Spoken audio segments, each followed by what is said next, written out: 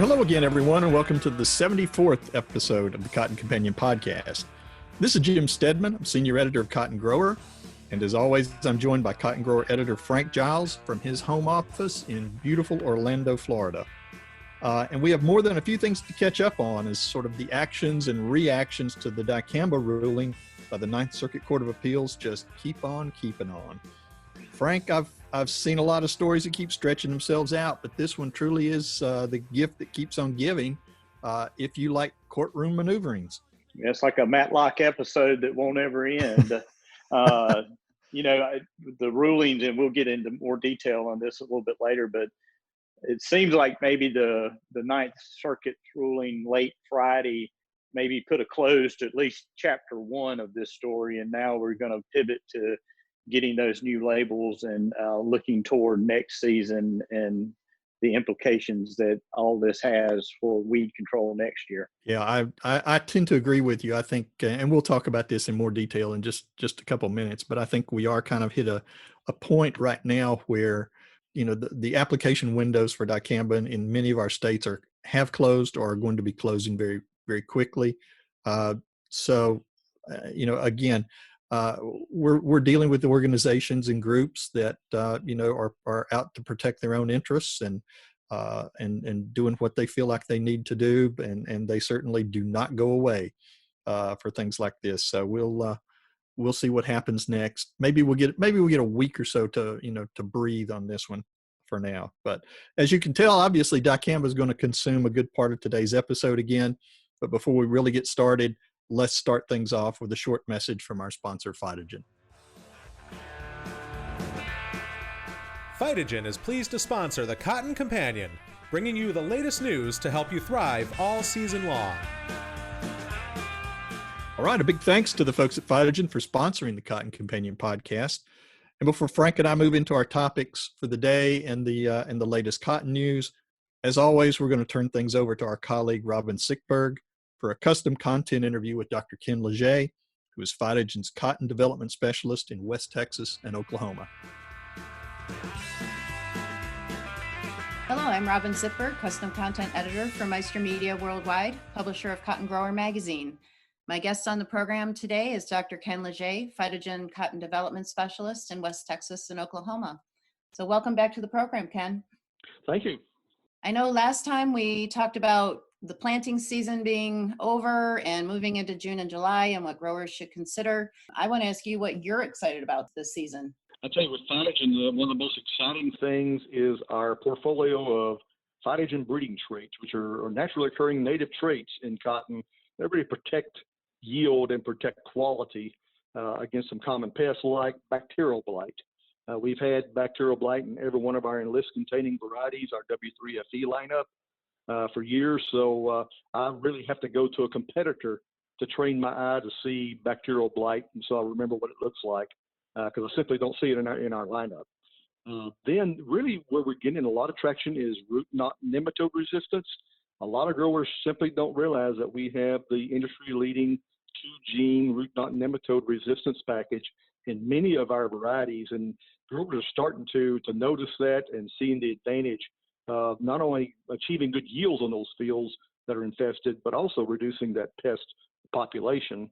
Then, of course, we've been working on verticillium wilt tolerance, and we have some excellent verticillium wilt varieties, several that are adapted for north of Lubbock, particularly where we have really high verticillium wilt conditions, and we're seeing very good results with those. So really, a lot of those Phytogen breeding traits creates a lot of excitement out in the field. Well, that's excellent news. I'm sure growers are excited about that. And is there anything new coming down the pike? Yeah, our newest Phytogen breeding trait is our reniform resistant trait, and we're going to be first to the market with it in 2021.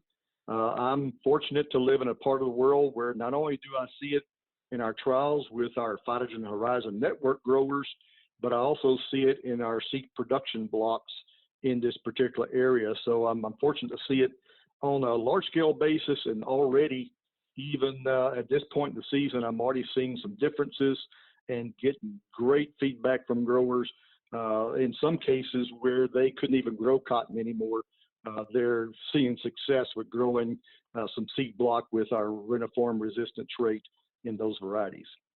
That's going to make some growers very happy who have to deal with rat farm nematodes. You bet. All right. Well, our time always goes quickly. So I've got to thank you for being on the program and wrap up by saying that growers can always go to phytogen.com for more information. And thanks again for being on the program. Thank you. Well, thank you, Robin, and thank you, Ken, for that interview. Always good to hear from you. Ken's a good friend of ours, and we've been working with him in West Texas for a number of years. Frank, it's been, can you believe it's only been 3 weeks since the Ninth Circuit Court of Appeals released its initial ruling vacating the registration for Extendamax, Fexapan, and Ingenia dicamba herbicides? It feels like it's been a crazy 3 weeks trying to cover and make sense of it all. Feels like it's been forever. Yeah, is that and something daily? As soon as you post something on the website, that news almost gets dated immediately because there'd be some new update coming shortly thereafter. So it's been a wild 3 weeks. We have updated articles 3 to 4 times a day in some cases. So it's from a journalistic perspective, it's been almost a case study in covering hot news for agriculture. But let's take a look at what's happened to date. We have seen EPA subsequently issue its cancellation order. I think we talked about that in our last podcast, outlining specific circumstances under which existing stocks of the 3 dicamba products that were in growers' hands by June 3rd could be used according to the former federal label and or state regulations through a period that ends July 31st. I believe that's where we kind of ended our discussions last time. On June 11th, the farming and conservation groups behind this initial legal action went back to the Ninth Circuit Court and asked the judges to find EPA Administrator Andrew Wheeler in contempt for refusing to abide by the court's order suspending use of dicamba. The court, of course, then gave EPA an opportunity to state its reasons behind its order, which it did. A day later, on June 12th, BASF and Corteva both filed emergency motions to intervene in the Ninth Circuit Court of Appeals June 3rd ruling to vacate the registrations for the products, seeking an opportunity to demonstrate the ruling's significant negative impact on U.S. agriculture and its customers. Fast forward to June 16th. A coalition of 6 national grower trade associations, including the National Cotton Council, filed an amicus brief supporting EPA's position and urged the court to reject the contempt filing and immediately reinstate dicamba. The group calculated expected yield losses for cotton and soybeans without dicamba to be as high as 50%, with monetary losses estimated for this year at as much as $800 million for cotton and $10 billion for soybeans. So then last Friday, June 19th, the judges on the Ninth Circuit Court denied the emergency motion from the plaintiffs to immediately end dicamba use and to hold EPA in contempt. The court also ruled on the emergency motions filed by BASF and Corteva to intervene in the original ruling, allowing both companies now to join Bayer in the case and stating their defense. So as of now, like we've said, this is a key victory for EPA and its cancellation order. And with those application windows already closing, it appears obviously the next bone of contention is going to come with the re-registration process for dicamba, which was already on EPA's schedule for later this year. But lest we think this is all over, we also need to keep in mind that in the course of these last 3 weeks, we've discovered and found out that these same farming and conservation groups have a similar lawsuit that was filed in 2017 with the same court, the Ninth Circuit Court, against Corteva's Enlist Duo herbicide and that whole technology. You almost have to stop and catch your breath, Frank, when you sit back and look at everything that's happened in a short period of time. Yeah, I'm impressed you got through with all that without having to take a sip of water or catch your breath. I was getting choked up at the whole, at the thought of the whole process on this.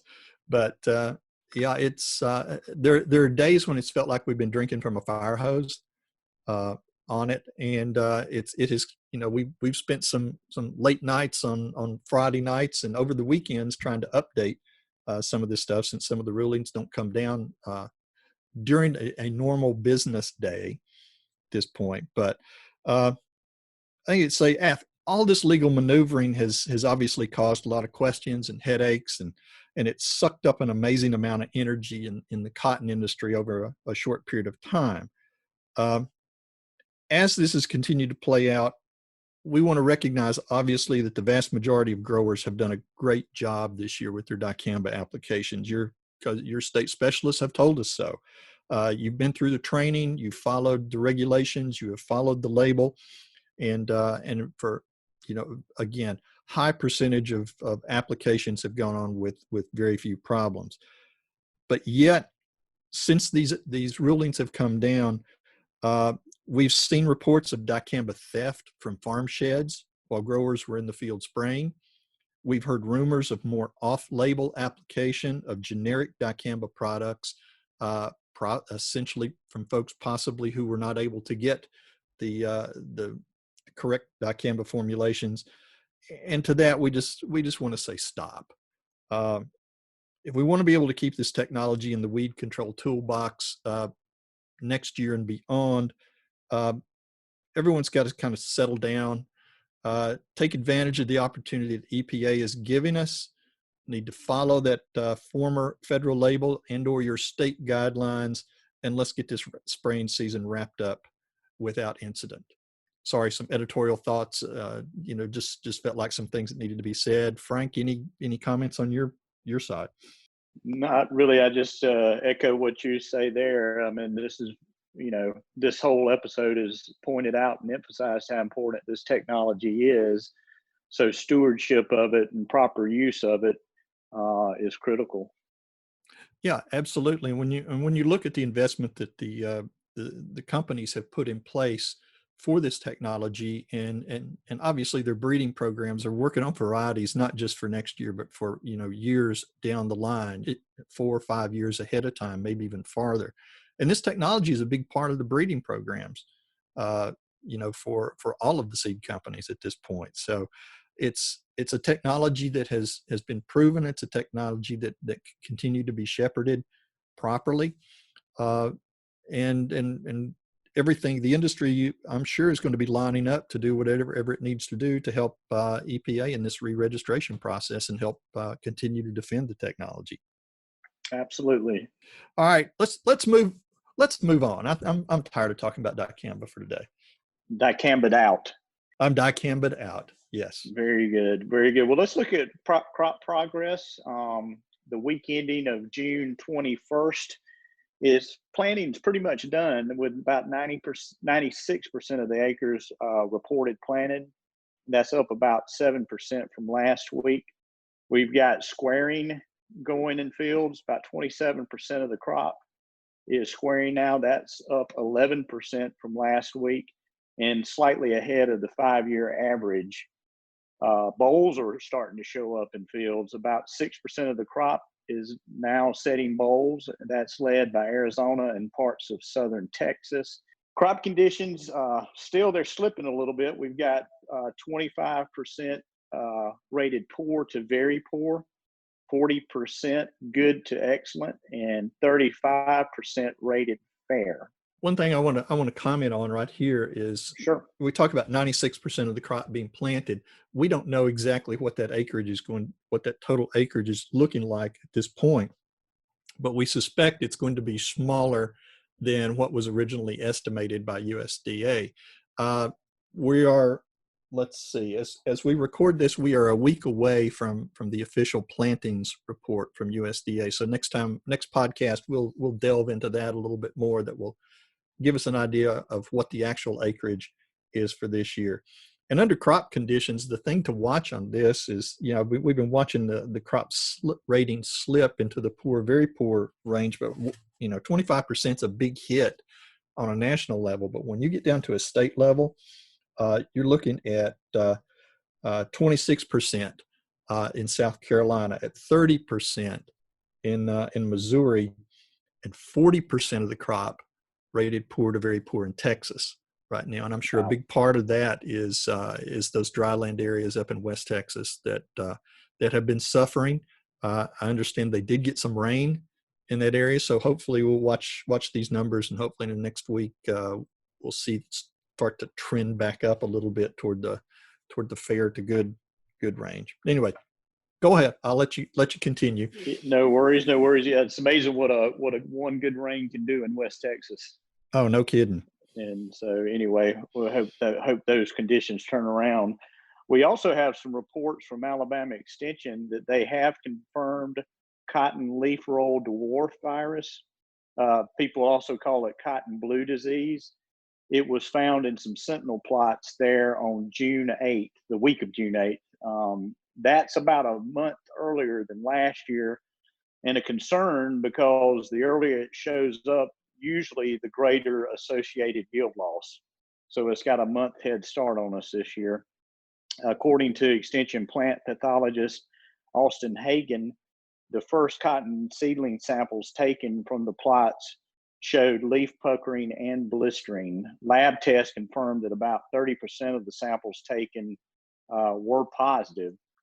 So it's probably safe to say that cotton blue disease is present at some level in most fields in Alabama. And finally, we're going to do some congratulations.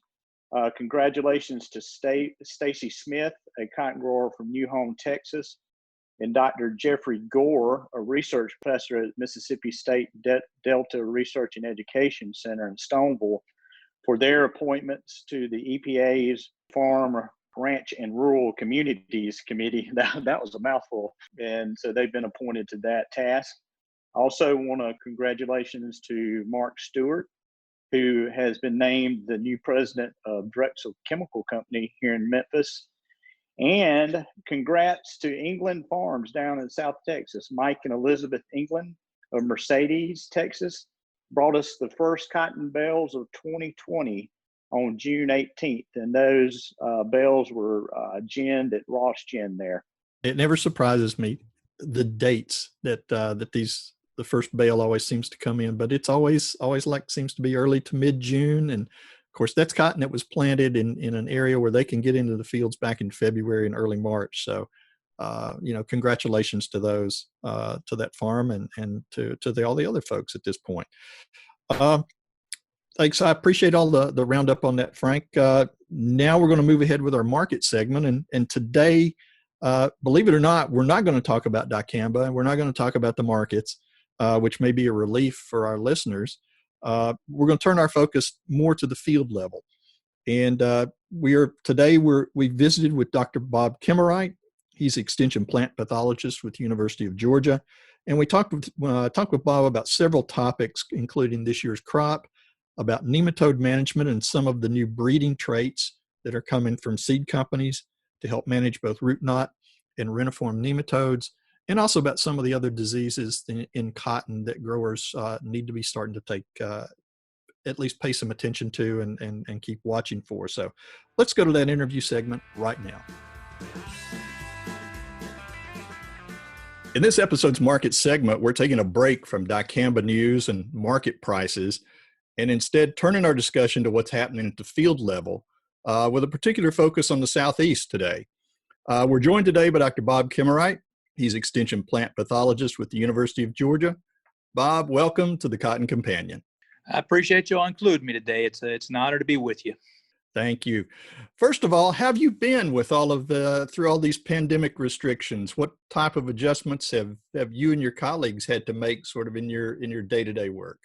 Well, it's really been a challenge for us. I can kudos to the University of Georgia for making sure that the students are safe, the faculty is safe, the staff is safe.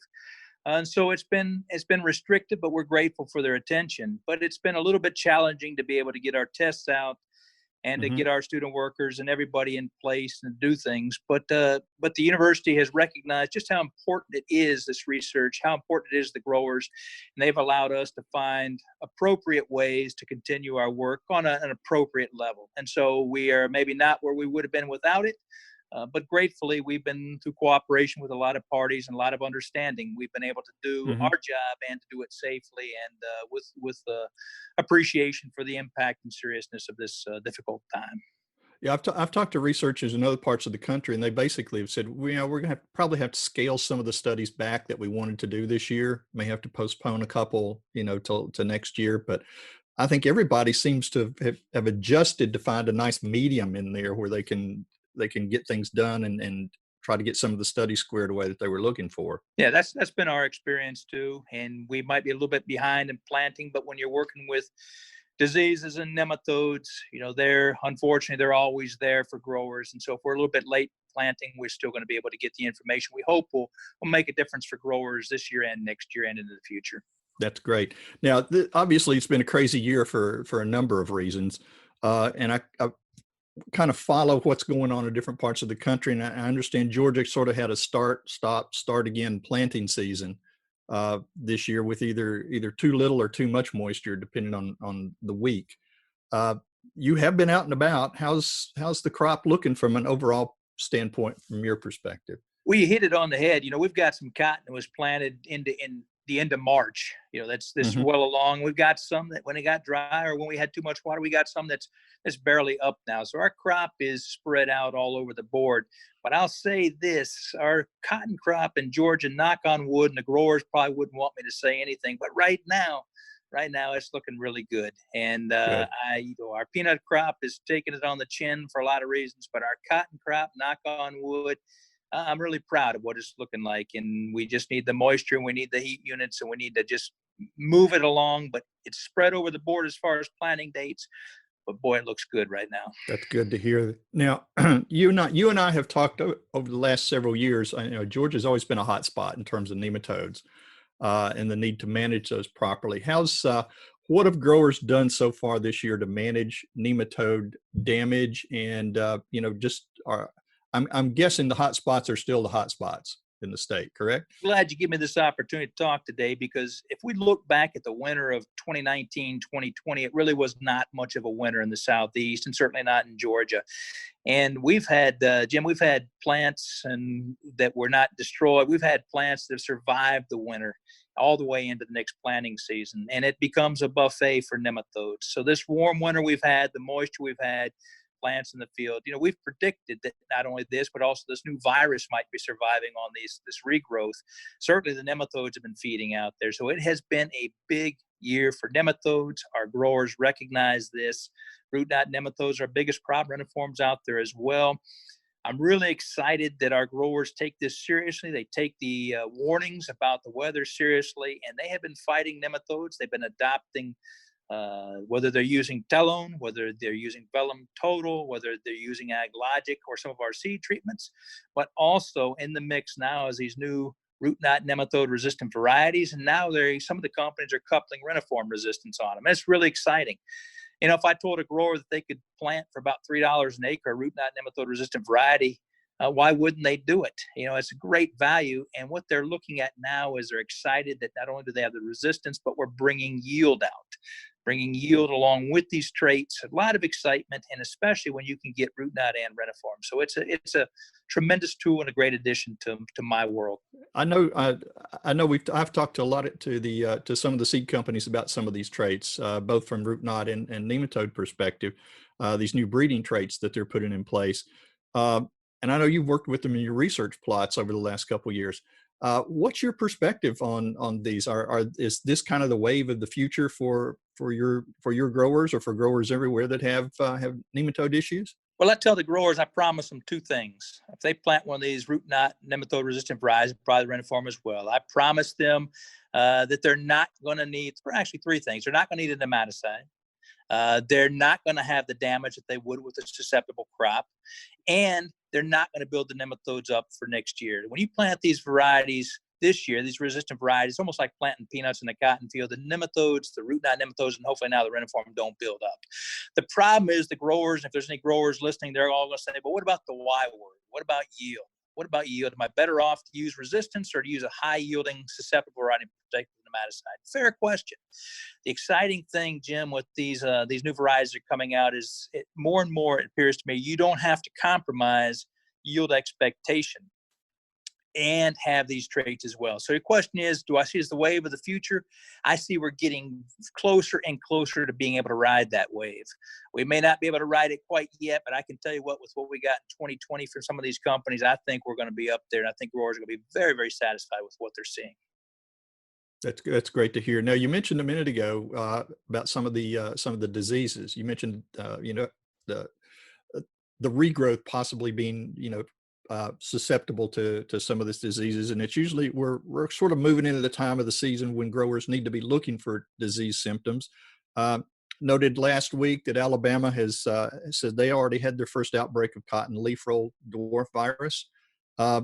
How are conditions setting up for that and maybe for other diseases in Georgia at this point? What do growers need to be looking for? That's a great question. And what I would tell them right now is the conditions, yes, they found it in Alabama. We're continuing to look. We really don't know what the impact of the cotton leaf roll dwarf virus is going to be, but hats off to our colleagues in different locations and certainly at Auburn University for helping us to understand, and we continue to look as well. So we're watching for it. As far as the cotton leaf roll dwarf virus, what I'm telling growers and my agents and consultants is to recognize what the symptoms are or what the symptoms could be. Recognize when it appears in your crop. There's nothing we can do about it now, but recognize when it might come so we can understand what impact it will or it won't have. And so that's something we're concerned with. And my sentinel plots for this, I'm seeing a lot of aphids out there. We know the virus is spread by aphids. So the crop is there, the aphids are there. Now it's just to see what will happen with the disease. Another one that we're watching out there is the bacterial blight. Bacterial blight's been overshadowed by the cotton leaf roll dwarf virus. But just like this virus can survive in regrowth cotton, just like the nematodes can feed, this bacterial blight can be a problem in regrowth, and then it can be a problem in the crop as well. And we have had absolutely perfect conditions, blowing, storms, rain, and we're starting to see a little bit of bacterial blight pop up as well. And again, nothing the growers can do about the virus, nothing they can do about the blight, except for be aware in their field what's there and recognize, do they need to make some sort of change for 2021? Hopefully it won't be a major problem, but growers need to be aware of what it looks like and what's in the field. What about target spot? I know that was an issue with you a couple of years ago, and now it seems to have spread all the way over into the Mid-South and other areas. Is that still something you're monitoring as well? Yeah, target spot caused by a fungus is a constant companion. Now we've got something called areola mildew, two foliar diseases that 20 years ago I would have never heard of or never cared about. But now target spot and areola mildew, at least in the Southeast and certainly in Georgia, we know that they have the potential in years like we have right now, high humidity, frequent rain, or rain at times, and certainly rain earlier, it has the potential to be a problem. And so our recommendations for growers is as they approach bloom, put your finger on the trigger. Don't necessarily pull the trigger, but put your finger on the trigger, because protecting your crop against target spot and against areola mildew with a good fungicide program, maybe a single application, maybe two applications, when these diseases are problematic, makes the difference in your yield, makes you money. No doubt about that from our research, but it doesn't always come into play, doesn't always. So you have to watch. To put your finger on the trigger first bloom, look and see, is target spot or areola mildew a potential problem? Between the first week of bloom through about the 6th week of bloom, keep your finger there and decide, do I need to pull it or do I need to hold off until conditions become more favorable? The biggest mistake our growers in Georgia could make is to think it doesn't matter to me. Well, it ought to matter to you. Whether you pull the trigger or not comes up with a lot of different factors. Absolutely. Well, I'm going to shut us off at this point. It has been great. I love having you on the program. We've really been overdue getting to you on this. So I appreciate your time, and it's good to hear that things are moving well and the crop's looking good in Georgia, and that some of the new technologies seem to be working. I certainly appreciate you taking time out of your busy schedule to join us today. We appreciate it and look forward to visiting with you again soon. I appreciate it. Thanks for this opportunity. Always a pleasure to talk to you, Jim. Take care. Well, I hope you enjoyed that segment as much as I did, and many thanks again to Bob Kemerait for his expertise and his time during this busy season. He was very gracious to take some time to join us early one morning. That pretty much takes care of this episode of Cotton Companion. Thanks again to Dr. Kemerait for joining us, and always we want to thank the folks at Phytogen for sponsoring us. And thank you to our listeners out there for joining us again. And let your friends know about us. If they are not aware, we'd love them to join the podcast as well. They can get to us 3 easy ways. First, you can go to cottongrower.com and add / and the word companion. So it reads cottongrower.com / companion. You can subscribe to our channel on iTunes or wherever you get your podcasts these days, or sign up for our weekly e-newsletter, the Cotton Grower e-news. That hits your mailbox every Tuesday morning. You can subscribe there by going to cottongrower.com / subscribe. And always be sure to check us out on social media. We're on Twitter at Cotton Grower Mag, and you can find us on Facebook by searching Cotton Grower Magazine. Our latest issue, the May-June issue, is at the printer and should be in your hands very soon. All right. This podcast is produced by Tyler Hatch, our colleague at Meister Media Worldwide in lovely Willoughby, Ohio. My name's Jim Steadman. I'll be back with you here again in a few weeks for the next episode of the Cotton Companion. And for now, on behalf of my own Cotton Companion, Frank Giles, we wish you all the best. Stay safe, and as my kids keep telling me, be nice.